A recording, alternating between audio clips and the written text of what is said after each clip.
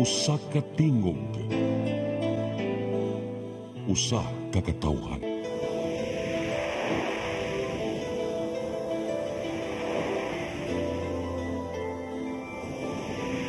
Cebu Catholic Television Network.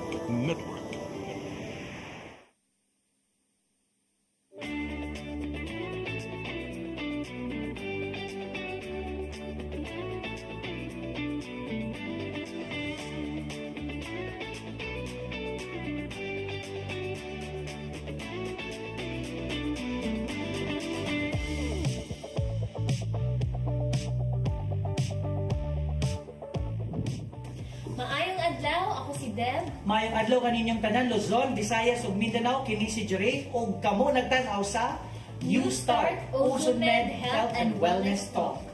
Ito po ang programa na hatid sa inyo ng OzoneMed Wellness Clinic kung saan ibabahagi ng mga doktor ang kanilang kaalamang medikal tungkol sa inyong kalusugan.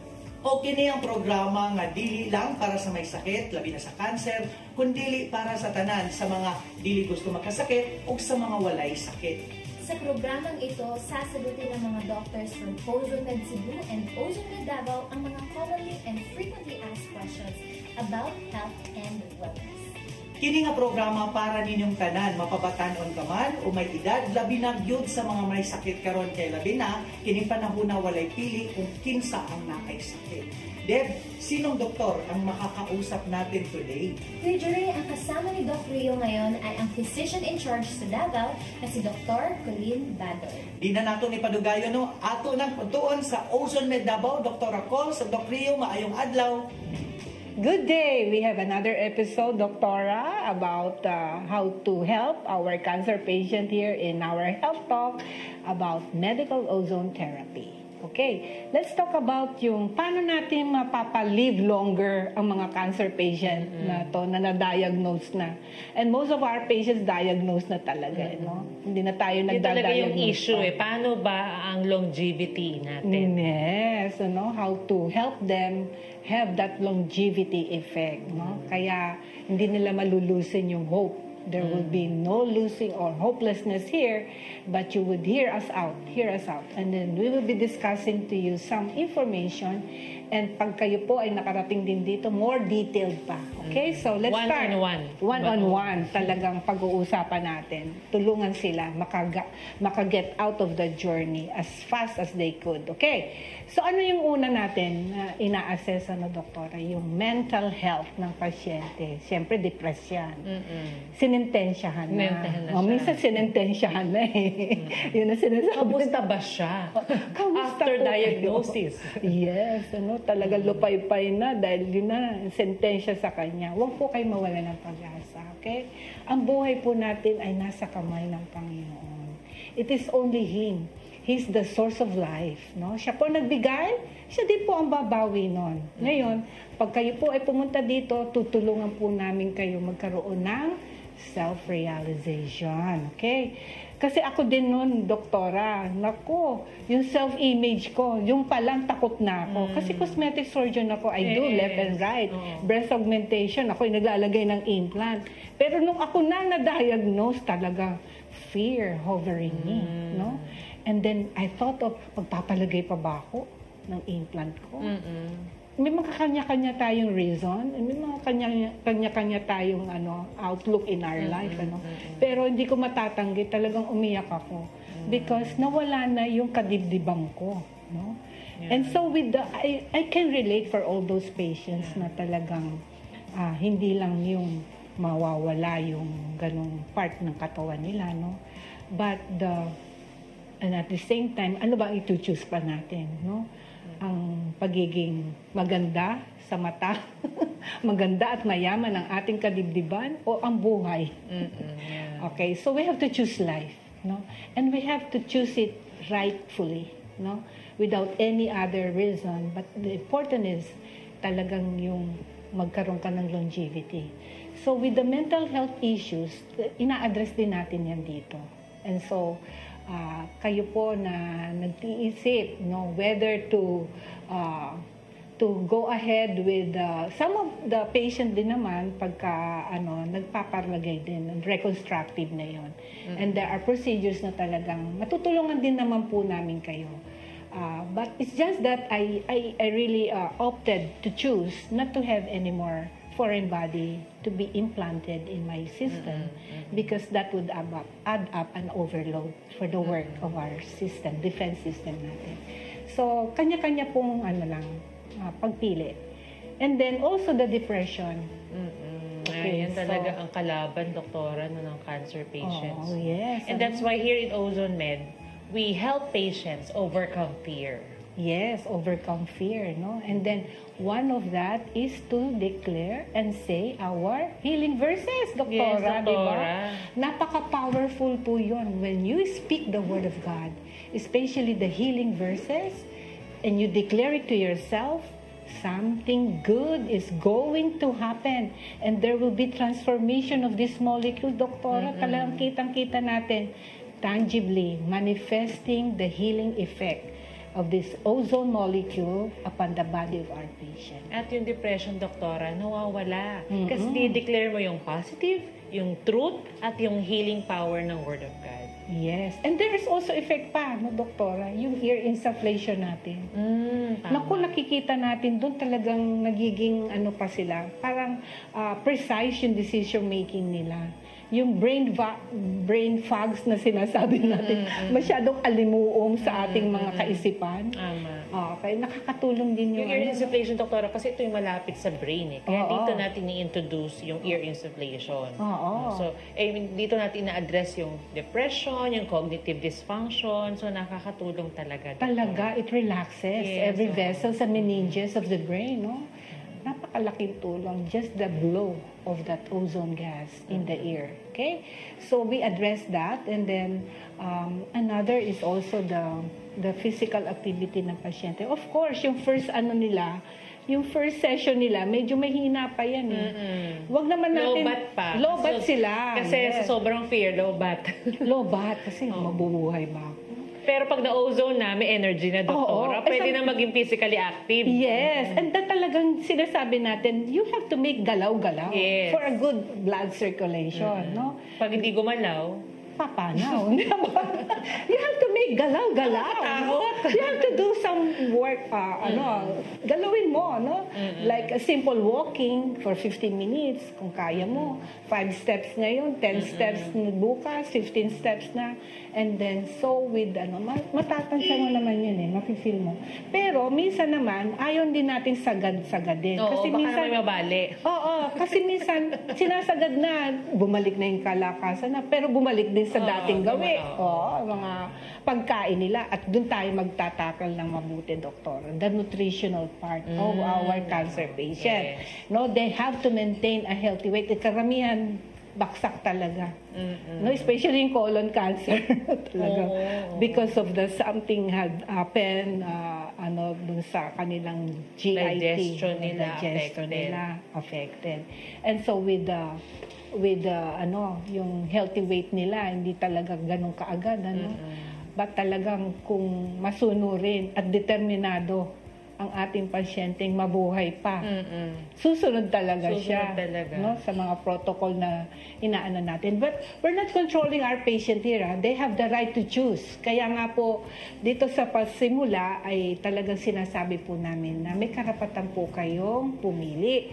At ito po ang opinion namin dito sa aming paglalakbay at sa pagtulong po namin sa mga cancer patient namin dito sa clinic. Kaya tinutulungan natin yung mga mababa ang timbang, unti-unti gumaganda na ang timbang, no? Kasi tinuturuan natin sila kung ano yung mga mga possible na pwedeng kainin ng mga cancer patient. Yung mga anti-cancer food, sinasabi natin sa kanila na minsan di pala nila alam, no? Ang malunggay. Ay, maganda sa ating lahat.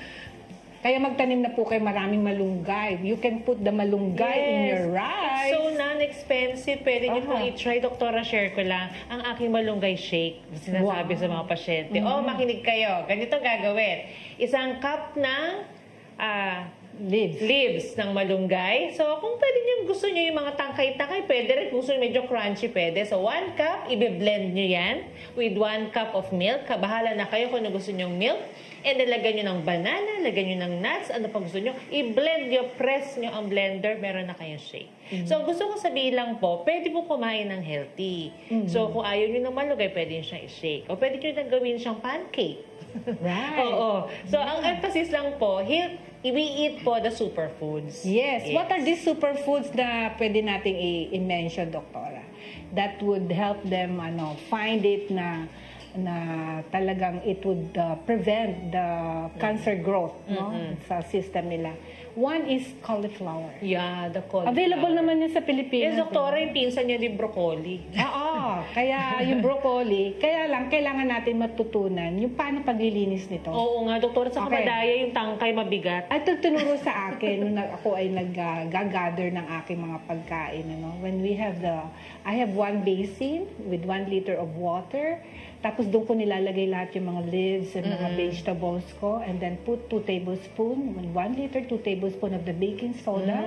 Which is good, no? Talaga yung baking soda, alam nyo yung kulay naninilaw na leaves, nagiging green pa. Nagiging green. Oo. Something may reaction talaga yung baking soda with the water and then making it look fresh, no? And then cleanse it also at the same time. There's another one, so we have cauliflower, broccoli, Brussels sprouts.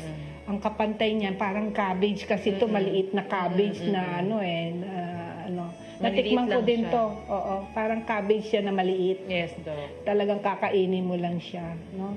Artichokes is also another one, wala nga lang tayo, no? Pero I like the artichokes na nilalagyan ko lang ng ng vinegar, salt and pepper. Wow, nakakagutom na talaga yung pinag-usapan natin. Ayan, mga nuts. Mga nuts. Oo. Ano yung mga mani? Pero bawasan lang ang alat. Oo, bawasan ang alat. Okay. There are some mani na talagang kaya mapili din tayo, no? Kasi sa generation natin, marami na talagang GMO. Ano ba yung GMO? Genetically modified. Genetically modified. Organism. May mga ginamit na pesticides.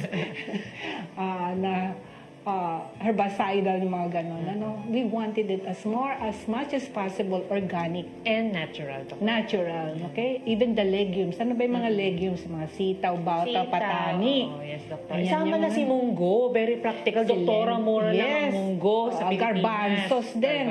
Garbanzos are all legumes, no? That would eat... Togi, Doktora. Yes, Togi. Yes, the protein sila, di ba? Mga protein yan. Ang mga legumes, baka hindi natin alam. Togi is a legume. Wow, sarap niyan talaga, no? Steam ka lang yan and then kainin mo na kaagad. Doktora, sa Davao, ito ang prime natin, dark chocolate. I like that. I like the dark chocolate. Yeah, kakao yan eh. Hybrid na kakao yan. Na hindi siya, meron akong nakitang farm na talagang it doesn't look, wala siyang pesticide. Talagang organic. At talagang high class talaga yung dark chocolate made of cacao, which is very strong antioxidant. Yes, the more darker, the more antioxidant. So kung tolerated yung 70%, 80%, go kayo sa dark chocolate. Yan po ay anti-cancer food. And the fruits.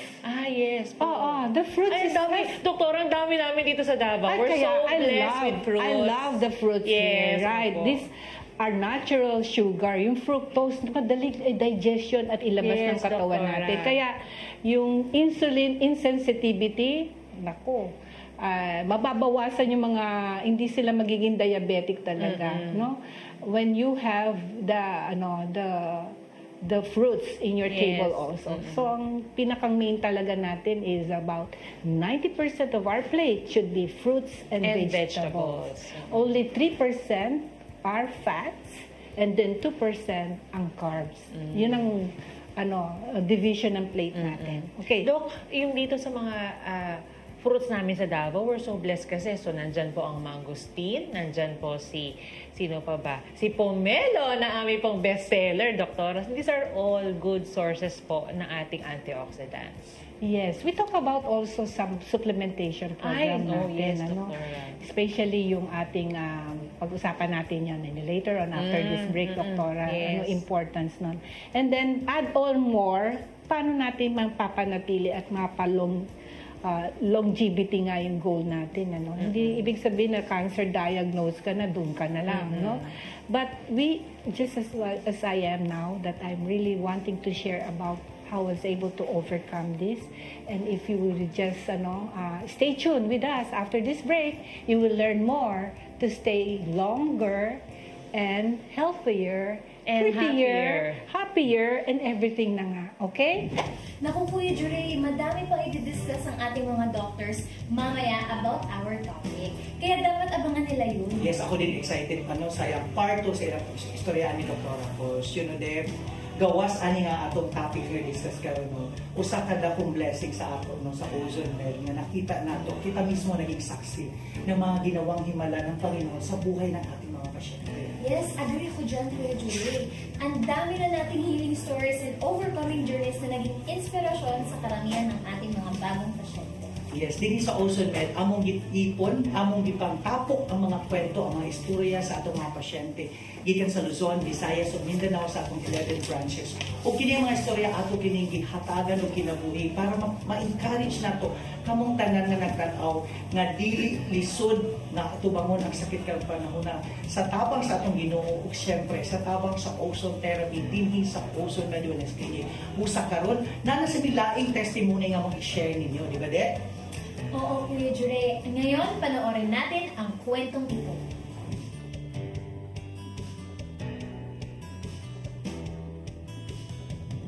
Ako si Mrs. Sandra Fernandez. Ako na-diagnose sa tongue cancer. And the tongue cancer, ang sabi nila, rare. Talagsa lang ba? Talagsa lang. And sabi ko, paano ko maka-istorya? Paano ko makakain? Paano ako I don't try operation. Di ko gusto sa dili. Because it's my tongue. As small as a munggo. Gamay pa sa munggo. Gamay pa. Sige. But it started, maybe only I don't never know. Maybe. I have a trick. May ngipon ko ba nga iba sa edad ko, I don't know why, because I was natuma ko sa dentist ko ba na hindi na nabunot. So masakit. Ay, sakit man.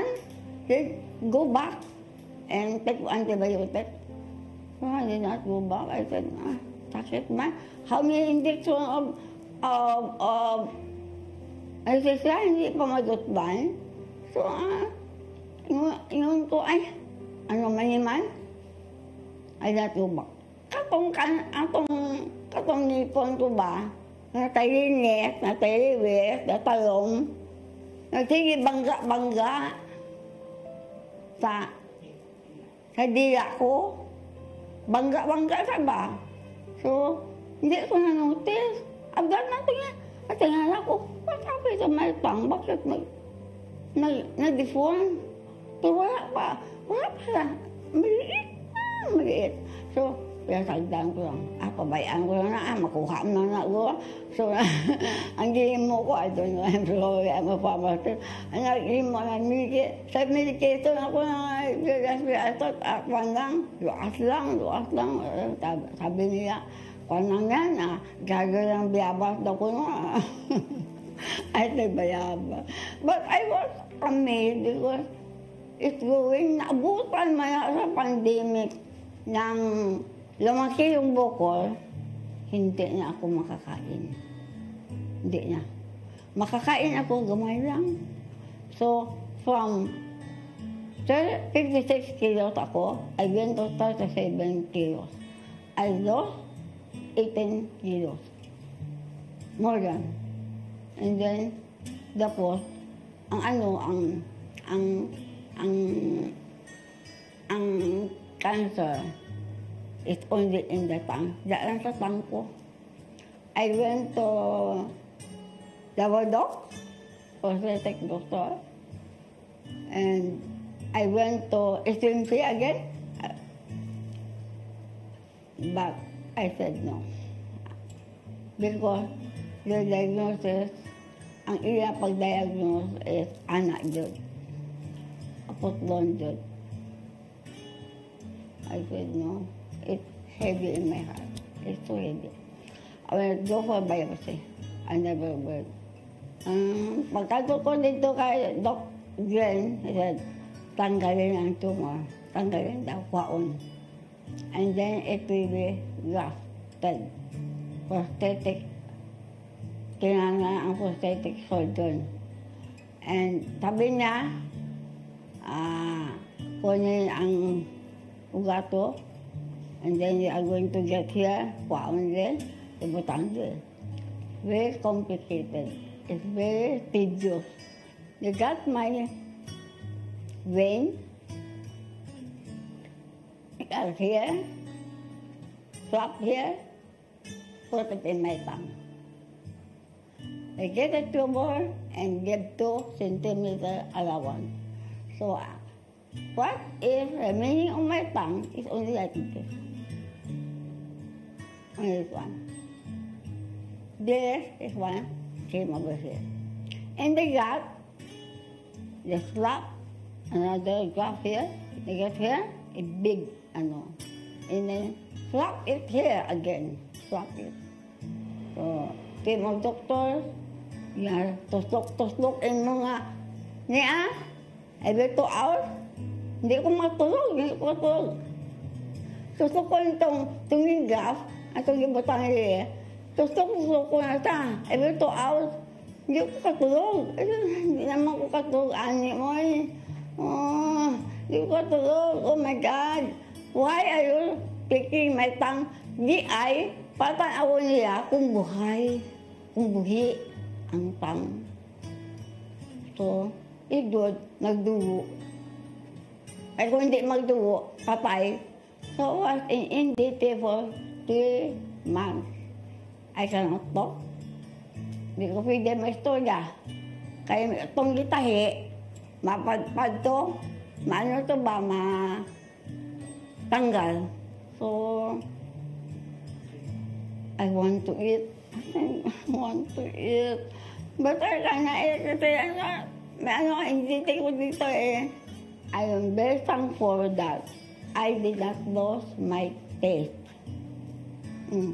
Because ang tongue ko, gamay lang bilhin lang. But I can taste all kinds of The only thing that I cannot, hindi lang ko kaon maayo, kaya when I went to on ko, bunutin ang ngipin ko kasi baka mag-infection daw doon sa radiation. Binunot ang ngipin ko, sabi niya, i-CT-scan ako. So, wala ko nagpa-CT scan usap. Hindi ko gusto kaya, bago na ako i-CT scan, because we not believe, hindi naman tuo ba? Na no recurrence of incidence of cancer. Hindi na matuo. Hindi na magpati ba? Gusto rin niya i-do therapy ako? Hindi ko. He said no. That's not an answer. Tapos, before I got operated, I went to ozone. And then, from stage 4, nahimo sa nga stage 3. From stage 3, nahimo stage 2. And ang doktor na tingala, ano ba ito? Bakit stage 3? Why stage 4? Stage 3, and then stage 2. Hindi niya alam. I did not tell them, nag-uson ako. Dito sa uson, na-shock ako of the result. I was very, very happy. Kasi no incident. No incident, wala incident of recurrence. Wala na nagbalik ang cancer. Masabi ko, only, for high dose only. But Dr. Badoy, sabi niya, mag-ano daw ako for 30 sessions. Wala ko matapos to. Okay lang yapon. I continue. And then, ang motto nga, ang cancer is not that hindi easy. if not mentally, you will be tortured, Gabi. But God, it's good that I know God before natabo niya sa aswang. Tingnan niyo, nagkaroon ko ng cancer. At saka ang cancer, ito big na. Ang tangko, ganito na lang din. Oh, pero karoon, mayon ko Victoria. Salamat din sa Ginoo at sa Ozone Med Wellness Clinic. Okay, mayong adlaw kuyog na ko karon ang atong physician in charge dinhi sa Ozone Med Cebu. Syempre batan-on ni siya no, at mo ni ang atong doktor nga nakatutok yun dinhi sa Ozone Med Cebu sa mga pasyente dinhi. Og karon istoryaan na mo ang mga frequently asked questions sa atong mga kababayan dinhi sa Cebu no, about health and lifestyle. May impact pala dok no ang atong lifestyle sa atong health. So karon dok, maayong adlaw nimo? Ayong adlaw.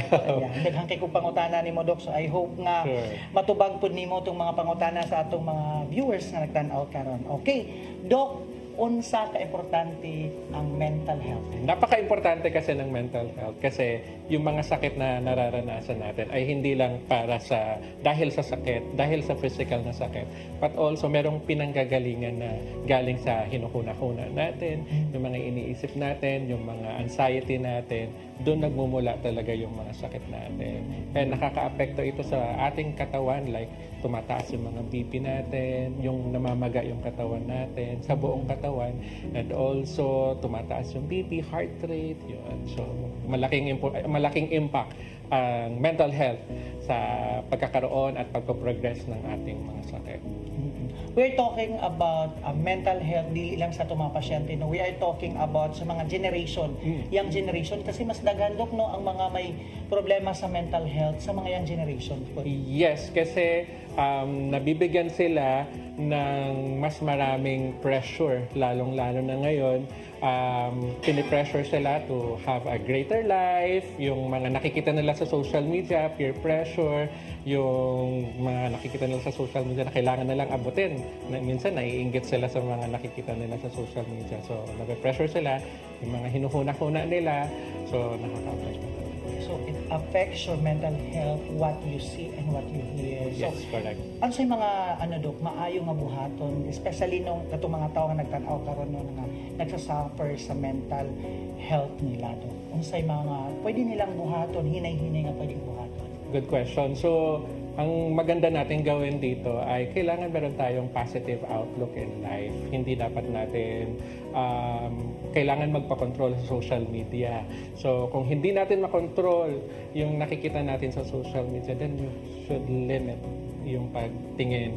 Yung hindi tayo laging naiinggit sa mga nakikita natin sa social media. Kasi in reality, hindi lang yun yung nakikita dapat natin in the surface. But we have a positive outlook in life. Kailangan yung physical body rin natin, iniingatan natin para hindi maapektuhan yung ating mental health.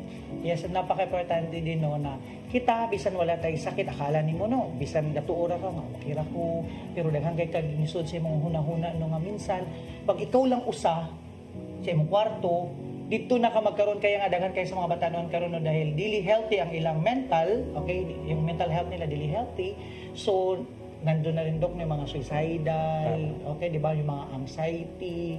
So, usa po dok sa makatabang na siyempre dahil immerse ni mo imong kaugalingon kung naa makay issue ng giatubang sa kinabuhi, i-immerse ni mo imong kaugalingon sa Word of God. Tama. So, kailangan talaga natin yung ating paniniwala sa Panginoon, kailangan ma-develop talaga yan. Kasi walang ibang makakatulong sa atin kundi ang Panginoon.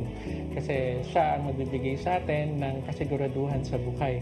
Siya ang magbibigay sa atin ng kalinawan sa buhay. Kung yung kailangan natin maano sa promises ng Panginoon na kaya niyang ayusin lahat ng mga problema natin sa buhay. And also, specifically sa mga batanon karon, ay huwag tayong magmokmok. Kailangan, usually, lagi nga tayong nag-aano sa social media. Marami tayong friends sa social media, but physically, wala tayong time to immerse ourselves sa ibang mga tao. Hindi tayo nagkakapwa-tao, and we don't go to church. na dahil nandun na tayo sa kwarto natin. Kaya napaka-importante na ma-develop natin yung relationship natin sa Panginoon. At the same time, pupunta tayo sa physical church para makita natin yung mga tao, makapag-pray tayo with other people. And syempre, Dok, no, importante po na natay pamilya beside us. Permitang surrounded with people who loves us, people who understand, people who will give you good advices, positive na outlook sa buhay. No? Ayan, Dok, istoryaan na nato ang mental health. So, from mental health, syempre, doon tayo sa physical, Dok. Yung stress.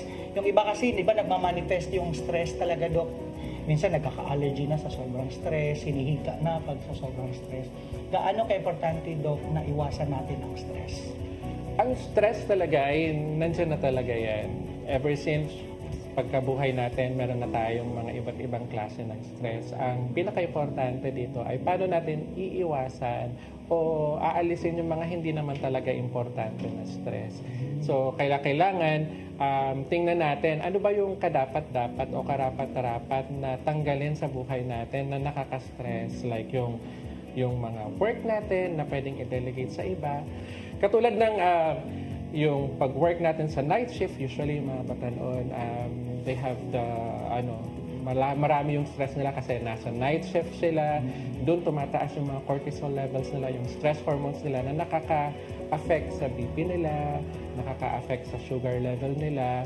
Tapos doon rin sila nagkakaroon ng anxiety, yung topic natin earlier. So sa peer pressure, kailangan din natin na maging, lalo na yung mga batanon ngayon, kailangan maging matatag tayo. You should really choose kung sino yung mga sasamahan natin and hindi tayo magpapatinag o magpapagalaw or magpapa-apekto kapag meron tayong mga nakikita, nabubuli or ganon. So, kaya kailangan maging matatag tayo sa ating personalidad, maging kilala natin dapat ang sarili natin kung sino tayo sa mata ng Panginoon at sa mata ng ating family and friends. Yes, dahil kayo itong nakatunan sa sinabi ni Doc, no, sa stress pa lang, no, unang-una declutter our life. Yes. Yung mga hindi dapat naman talaga. Minsan kasi tayo, Doc, no, kasi sa buhay ngayon, hirap ng buhay, no, kailangan mong kumita. So, some of those nating mga kababayan, dire, na 24/7 na ang trabaho. Especially, syempre, din sa Visayas o sa Mindanao, no, na gamay lang mga opportunities. So, as much as possible, kung naatay pwedeng mapagkakitaan, imog yun na siyang i-push. Pero, nagdala din na ni mo stress. So, yun, declutter ni mo umabot ang dili kinahanglan sa imong kinabuhi. Saka, pangalawa, Dok, katong naay mong pamilya, no, na always ka mo sandal sa imong pamilya. Always ka mo salig sa imong pamilya. And, pinakamahalaga, ang stress buster talaga is imong faith sa Panginoon, no? Ang faith nimo sa Ginoo. And tama yung sinabi mo, Dok, no? Na sa church, mas makakakita ka ng daghang mga tao nga mas mo push pa nimo, mas mo encourage pa nimo. And with this, no, mas madali nimo nga malampasan yung mga stress level na meron ka sa buhay. We are talking about stress, not just mental, not just internal, but stress din na physical, no? Kasi pag nasi-stress ka, Dok, hindi ka na makatulog. Tama. Di ba pag nasi-stress ka, agit ka, hindi ka productive sa trabaho nimo, di ba may ana ng epekto. Pero medyo dito naman ta sa side, Doc, nga katong atong mga kababayan din sa Cebu makarelate yun, especially din sa Cebu City, uso na kaayo ang buffet, ang eat all you can. And syempre daghan na kaayong mga laming kanunon diri, kinabot, lechon, chorizo, ug uban pa nga medyo di nakamakalikay, especially seafood. Doc, unsa maning food addiction?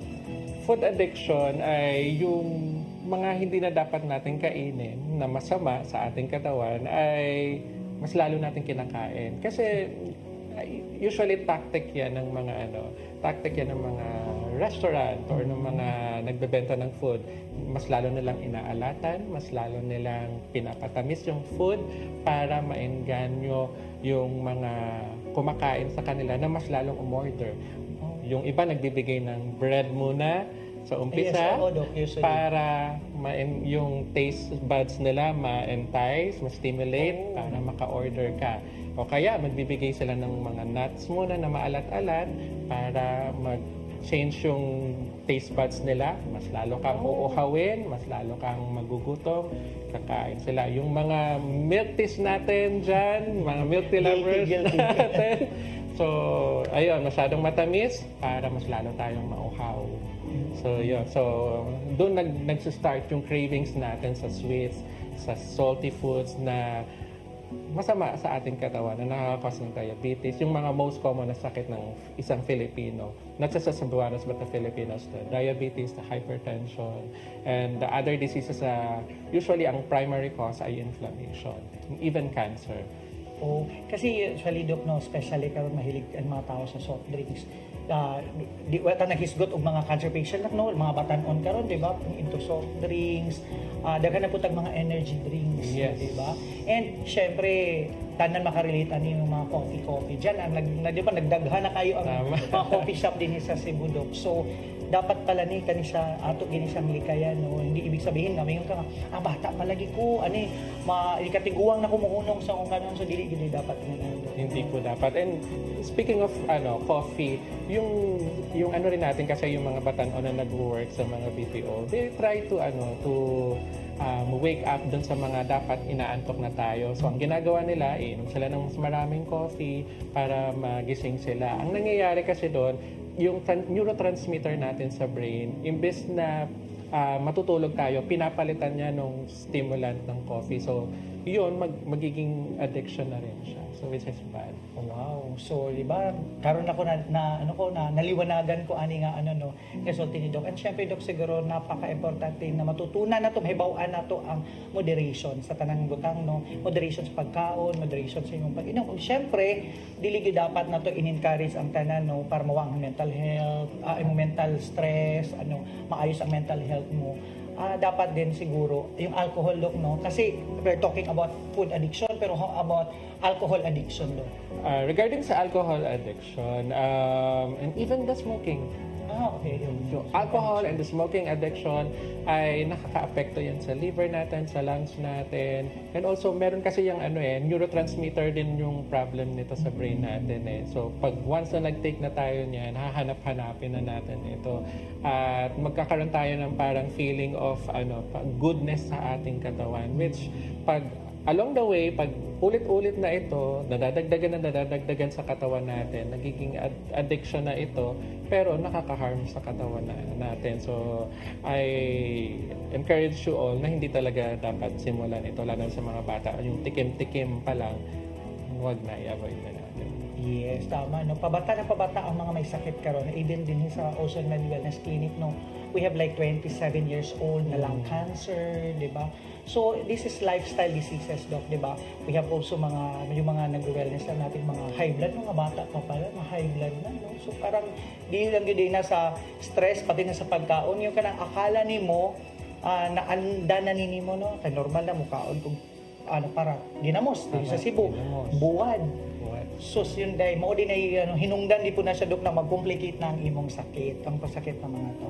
Dok, daghang kay salamat, no, for telling us and for sharing us this, simple lang din ang mga pangutana, everyday makadungog ta ani, natin ang mga kailangan nagkasakit ani, pero kini nga, sa masagingan ni Doc, no, kini ang sinugdanan na pwede pang mas mudako, pwede pang mas mulala ang imong sakit. So, as early as now, dapat bantayan nato kanunay ang atong lifestyle, kay ang impact sa atong lifestyle mudangat na sa atong good health, or is it yung sakit nga motakod sa atong lawas. Doc, daghang kayong salamat, and I hope na susunod pa nato mga episodes, Doc, matubag pa nato ang mga frequently asked question sa atong mga pasyente nga nag-inquire din sa Ocean Med Wellness Clinic. Daghang kayong salamat. Thank you, Doc M.I. Thank you. Sa episode na ito, babalikan natin ang healing story at overcoming journey ng isa sa mga pasyente dito sa Ozone Med Wellness Clinic. Ako po si Deborah at ito ang Ozone Med Overcomers Journey. 1 year ago, natunghayan natin ang testimony ng isang ina na halos hindi makabangon o makalakad dahil sa kanyang brain tumor. Panoorin natin ang kanyang testimony. Ako po si Lorena Gonzales, taga Gulibay, Bawang, Batangas. 53 years old. December to po ako na dala sa ospital. Nagkaroon po ako ng benign tumor, nakita po sa CT scan. After nung na-CT scan siya, lumabas na si doktor para basahan kung ano yung resulta ng pagkaka-CT scan sa amin. May nakitang parang nagbabara sa ugat, sa ulo, nagbabara siya tapos may bukol na. At sabi nga ng doktor, meron daw siyang benign tumor na kailangan ay operahin. So natakot naman ako. Sabi ko kung basta na lang akong bubuksan ng ang ulo at ooperahan, baka lang magka-problema. Hanggang sa dinala po kami dito ng aking sister-in-law na magpa-ozone po dito. Unang session, medyo gumanda po ang pakiramdam niya, gumaan. Sa pangalawang session hanggang pangatlo po, medyo nakakautay-utay na po siyang kumilos ang kanyang kamay at ang kanyang paa. Kaya hanggang nagtuloy-tuloy po kami, umabot po kami ng hanggang 30 session.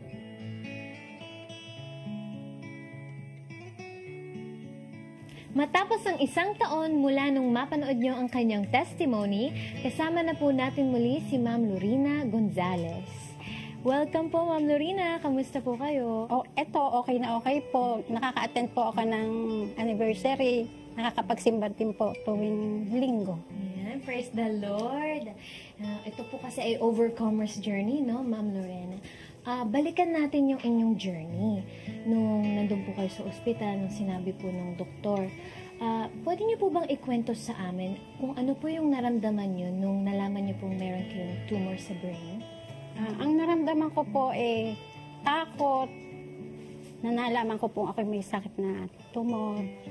Nilaksan ko na lang po ang aking loob para po makasama ko pa ang aking mga anak, apo, at maalagaan ko po silang lahat. Marami pong naramdaman kayo, no? Mixed emotions. Kasama niyo po ba si Mr. nung inyo pong... Oo, kasama ko siya. Siya ang nag-asikaso sa akin kasi nga hindi ko na alam kung ano yung pangyayari sa akin na bigla na lang nagkaganon. Ano po yung mga ginawa niyo? Siyempre, natakot na kayo, na-stress. Paano niyo po na-overcome yung lungkot at takot? Humingi na lang po, nag-pray na lang po ako kay Lord at binigyan naman po niya ako ng pag-asa na makasurvive po. Dahil po may nalaman po kayong tumor sa brain, ano naman po yung parang naisip nyo na mas magpalakas at napagdesisyonan nyo na po na magpa-ozone? Bali naisip ko po na magpagaling para makasama ko pa po ang aking pamilya. Makagawa pa po ako ng paraan na makatulong sa aking asawa sa paghahanap buhay. At naglilingkod din po ako kay Lord. Nasimba po ako tuwing linggo. Ayan po ang aking naranasan sa aking pong paggaling. Binigyan pa po niya ako ng another. Tulad po bukas birthday ko. Wow. Binigyan po ako ng isa pa po pagkakataong mabuhay. Amen. Binigyan pa po kayo ng chance ni Lord, ano po? Paano niyo po napagdesisyonan na bakit ozone po yung inyo pong napili? Yung po kasing ate ko, siya po ang nagsabi sa akin na magpapa-second opinion po kami. Kasi gusto nga po nila akong pa-opera. Kaso hindi po kami pumayag. Bakit po ako magpapa-opera? Ako naman po ay malakas. Nagpa-second opinion po kami. Na ito na nga pong ozone. Dito niyo po nalaman na meron pa pong other modalities of treatment. Yan po. Pagdating naman po sa pagbabago ng lifestyle, syempre, sinabi ni Doktora, ito po yung magiging treatment niyo, ozone. Meron po ba kayong mga naaalala na kailangan baguhin sa inyong lifestyle, sa everyday na pagbabago? Tungkol po sa pagkain, nag-diet po ako, sinunod ko po yung sinabi ng doktor na mga bawal, tulad po ng pagkain ng matataba. Tapos, yung pong pagkain ng kanin, kailangan brown rice, mga gulay, prutas, para po lumakas ang aking katawan. Parang ang dami pong pagbabawal, no? Pero ang dami pong kailangang baguhin, pati kanin. Bawal na rin po ba sa sweets? Pagdating naman po sa, syempre, ang daming lifestyle changes. Gaano po kahalaga yung support ng family ninyo dito sa mga kailangang sundin na pagbabago? Pinagbabawalan po nila ako na mapunta ng hindi mainit. Kailangan po may dalang payong. Para sa akin din naman po yung sinasabi nila. Dahil gusto pa rin po nila akong makasama ng matagal. naramdaman niyo po ba yung support ng inyong family nung kayo po ay nagpapagaling? Opo, ramdam na ramdam po kasi lagi ko po silang kasama. Kung may mga trabaho naman po sila, pagka wala po silang trabaho, napunta po sa bahay. Ano po yung pinakamahalagang aral po na natutunan niyo dito? Yung natutunan ko po dito, kailangan po mag-ingat. Huwag pong mga pasaway. Pag po pinagsasabihan, nakilala ko po rin ng lubos si God na talagang nagpapagaling po sa atin. Amen. Ayun po, Ma'am Lorena, thank you po. Ano pong message niyo sa ating mga viewers? Message of encouragement? Yung pong may mga nakakasakit, pinapayo ko lang po sa inyo, kung kayo po ay may mga mararamdaman, agad po tayo ay magpa-check up. At para po malaman natin kung tayo po ay may sakit, at magpapauso na din po kayo. At ayun po talaga ang kailangan natin araw-araw. Magpapalakas po yun ng katawan. At salamat po sa Panginoon at binigyan pa po ako ng mahaba pa pong buhay at makakasama ko po ang aking anak, mga apo at mga kaibigan din po. Thank you, Ma'am Lorena, sa inyong pag-share ng inyong story. I hope na marami po din sa ating mga viewers ang na-inspire sa inyong kwento. And to everyone po, ang ozone therapy is not just for cancer. Meron din pong mga ibang klase mga sakit na ito po ay makakatulong. And if you want to learn more about ozone therapy, please visit our Facebook page, Ozone Med Wellness Clinic, and our website, ozonemedclinic.com. Thank you again for watching, and God bless you.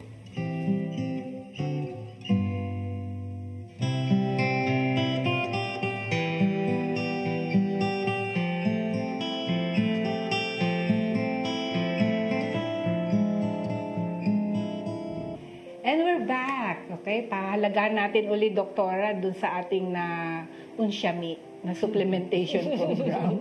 Kasi sobrang excited. Oo, kasi nga hindi makakain eh. Some of them are not able to absorb because talagang maraming effect kasi, no? Yung maraming sore ang bibig o kaya nagkaroon ng esophageal cancer. Paano nga kasi naman, pag may pain, diba? diba, Doktora, ang hirap din kumain. Walang appetite. Walang appetite. So, hirap. Paano natin sila matutulungan? They can start up with the liquids like mga form of lugaw, no?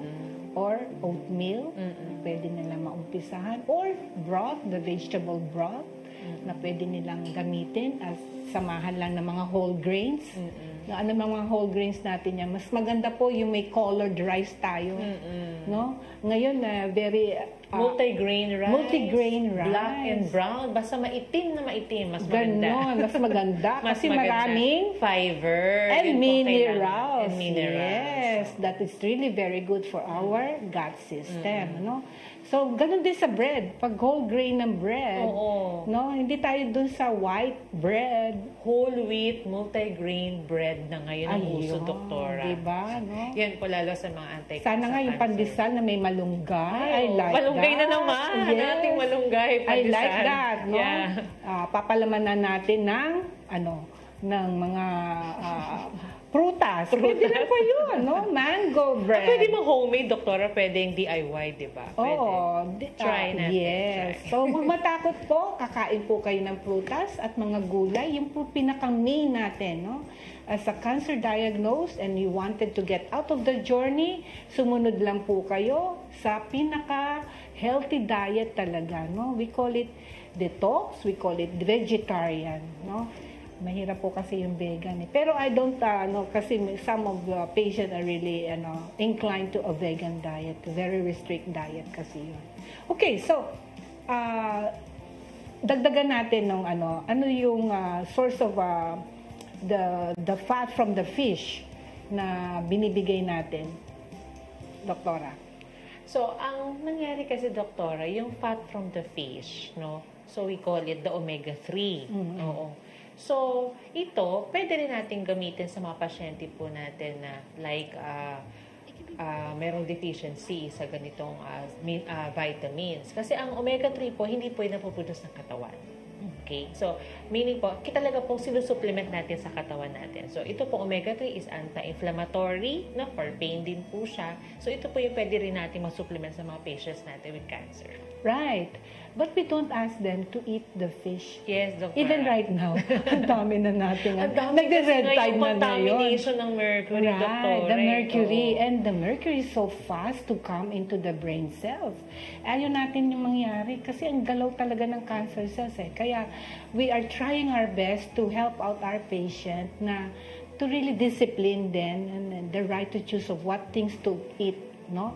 What things to take into their system. So that pulido po tayo na magiging maayos at talagang organized, no?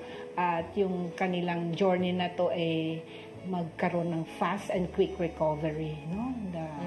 The proper supplementation of all of these vitamins and minerals are very essential for us to sustain the healthy state. And to live longer and to become happy. Right. Okay. So there are 3 more, no? 3 more na dapat maiwasan and to keep the longevity sustainable is that yung habit before. Naku, tama. Like smoking and are you going to go back on that habit, di ba? The old habits, the old back habits dapat mawala. Smoking and alcohol Smoking, intake. alcohol, no? Talaga. No? Maraming effect yan, especially yung liver, no? Marami talaga. Especially, ayun na, pag na-diagnose na, nanigas na. Cirrhosis lang muna, no? And then eventually, ito na, another step, hepatocellular na. Talagang nanigas na, ayaw na mag-absorb, para na siyang tabla, yung atay ng katawan natin, which is the big organ to detoxify. No? Pangalawa dyan, yung kidney natin. Yes, yung kidney, doktor. Ang dami ngayong chronic kidney diseases. Why? Dahil yan sa mga alcoholic, smoking, and hindi nag-exercise. Yes. And even yung nagsiself-medicate din. Self-medicate. Like, marami dito, yung mga here and there, analgesic, inom na kagad. Without asking their body, inuman ko kaya ng tubig. Well-hydrated body, alam niyo po ba, kailangan ng tubig natin. Sa mga kalalakihan, dapat 3 litro and more. And more. Lalo kung sporting tao, kailangan niya, doktora, ng maraming fluids. But kung medyo nahihirapan at meron limitation, 8 to 10 glasses to 1 liter sana, no? 1.2. I add on yung mga juices natin, extracted from the juicer. Yun ang pinakang maganda din, kasi very rich in enzymes siya. At natural, doktora. Yes, the more natural, the more ang absorbability nito sa ating katawan. And more so, when you are sustaining your medical ozone therapy, yung absorbability of these nutrients ay talagang absorb, no? Wala nang siyang barrier, kundi tanggapin talaga. Yes, kumbaga sa uhaw na uhaw ang mga cells mo eh. So you have to get these all nutrients to boost your energy level and so with your immune system. Yes, doktor. Ang dami natin. natin. Ang advice po namin sa mga pasyente, doktora, of course, also here in Davao branch, is as they continue for the treatment po ng ozone treatment nila sa kanilang mga sakit, is gusto po din namin na they will also mag-adapt din po ng healthy lifestyle. So, ito po yung pinag-uusapan natin because a healthy lifestyle po is mag-increase ng longevity. So, sinasabi namin sa mga pasyente namin, huwag na kayong uminom, huwag na kayong manigarilyo kasi kinakalaban nyo lang si ozone. Yun ang term ko. Kinakalaban nyo si ozone. So, kasi ganun po dapat. They are receiving the treatment po ng ozone. Dapat din po, lahat po ng gagawin paayos. Kumbaga. Yes. Ito naman tayo. Dadating tayo yung connection natin. Okay, we don't allow our patient na magmukmuk sa isang kwarto na lang at doon na lang siya mag-iiyak maghapon.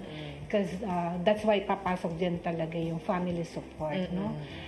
Kung kayo po makapunta po dito, we are your family. Kung kayo po ay nag-iisa dito. And then, mahalaga po talaga na you stay connected with your friends, your relatives, and be transparent and open up to them, your feelings. No? Release yung mga tension na yan. Release mo yung mga stressors mo. Okay? But first, of course, i-release mo yan kay Lord. Kasi when you put it and cast it into the hand of God, all those anxiety, all those fears will be driven away. Diba?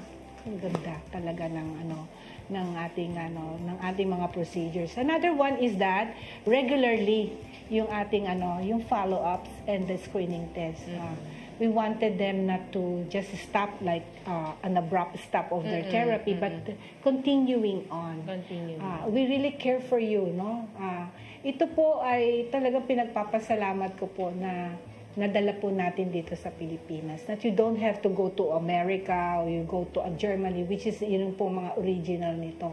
Dito po sa atin, sa ating clinic po, this is really very affordable. And we see to it that we could help you as much as we could get out of that journey, no? As fast as you could, no?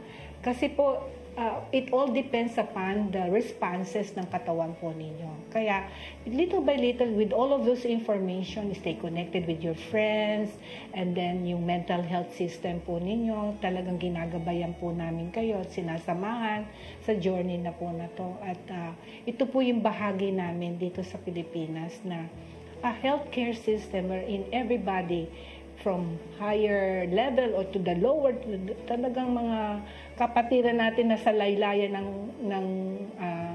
laylayan ng lipunan, no?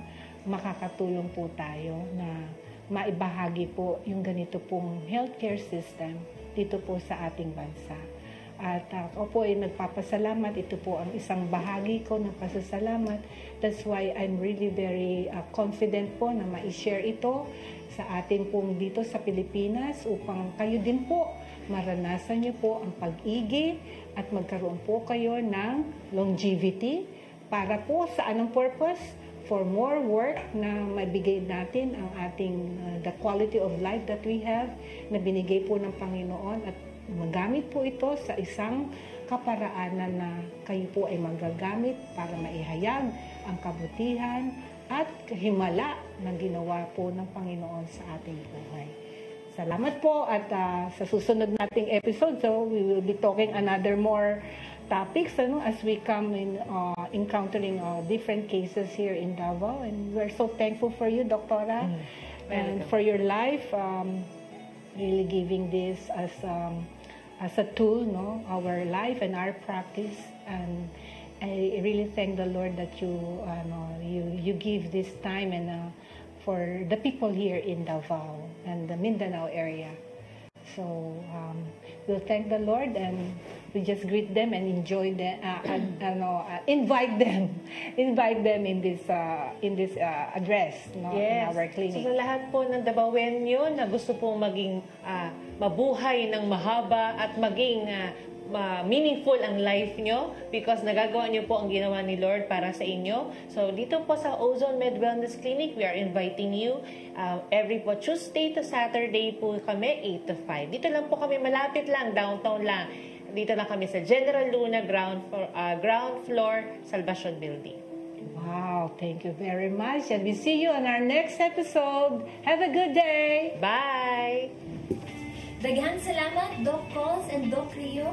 And kayo dyan, sana marami po kayong natutunan sa topic natin for today. Ang mga kababayan na nagtanaw karon mang hinaot ni nagawas na daghan mong nakapunan, iniusap ni i-share kini atong topic today. Labi na kadtong mga naisakit o mga tao nga nagkinahanglan ani nga impormasyon.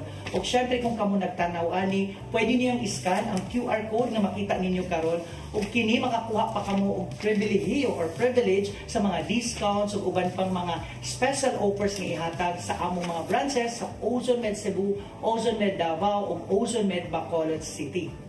To know more about ozone therapy, please visit our Facebook page, Ozone Med Wellness Clinic, and our website, ozonmedclinic.com. Also follow us on all of our social media accounts on Instagram and TikTok. This is Deborah. Magkita-kita ta sa sunod nga episode dinhi sa CCTN Channel 47. Ako si Jurain Mirapuentes o kini ang New Start Ozone Med Health and Wellness Talk.